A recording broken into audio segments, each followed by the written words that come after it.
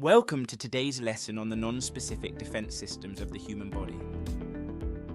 In this session, we will explore how our body protects itself against a range of pathogens, using both physical and chemical defenses.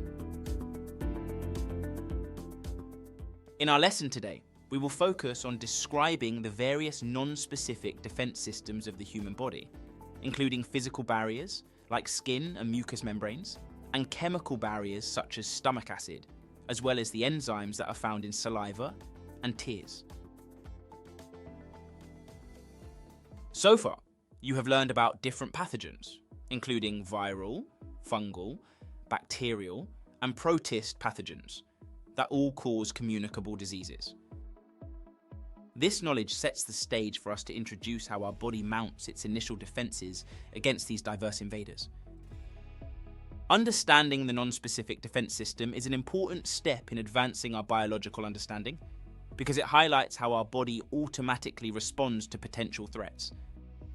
This concept is essential for appreciating the complexities of our immune system, as well as how it works tirelessly in order to keep us healthy. In this lesson, we will look at the non-specific defense systems of the human body. These defenses are the body's first line of protection against infections. In our next lesson, we will cover the immune response, which can target particular pathogens. Unlike specific defense mechanisms, non-specific defenses provide general protection against a wide range of pathogens. Let's explore these non-specific defense systems in more detail, including both physical and chemical barriers. The human body has several physical barriers that help us to prevent pathogens from entering and causing infections. For example, the skin acts as a formidable barrier to pathogens. It is the body's largest organ and provides a tough, impermeable layer that is difficult for pathogens to penetrate. Additionally, the skin secretes antimicrobial substances. Sweat, for instance, contains lysozymes and other enzymes that can destroy bacteria. The nose is lined with hairs and produces mucus to trap particles that could contain pathogens. These small particles, like dust and pathogens, get caught in the sticky mucus. When we sneeze or blow our nose, these trapped particles are then expelled from the body. The trachea and bronchi, which are parts of the respiratory system, are lined with cilia. These are tiny hair-like structures that move in a coordinated manner to waft mucus upwards towards the throat. The mucus traps any pathogens that have been inhaled, and the cilia help to remove the mucus by moving it to the back of the throat, where it can be swallowed. Besides physical barriers, the human body also employs chemical defenses to neutralise and destroy pathogens.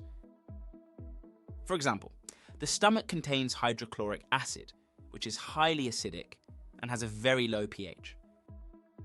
This acidic environment is hostile to most pathogens that have been ingested, effectively killing them before they can cause any harm.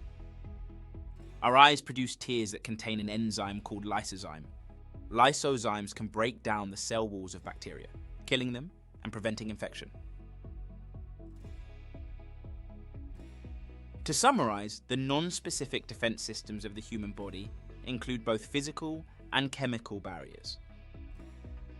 Physical barriers like skin, hairs, and mucus in the nose, as well as cilia and mucus in the respiratory tract, act as obstacles that prevent pathogens from entering the body. Chemical barriers, such as the hydrochloric acid that is found in the stomach, and lysozymes that are present in tears, further protect the body. They do this by neutralizing and destroying any pathogens that manage to get in.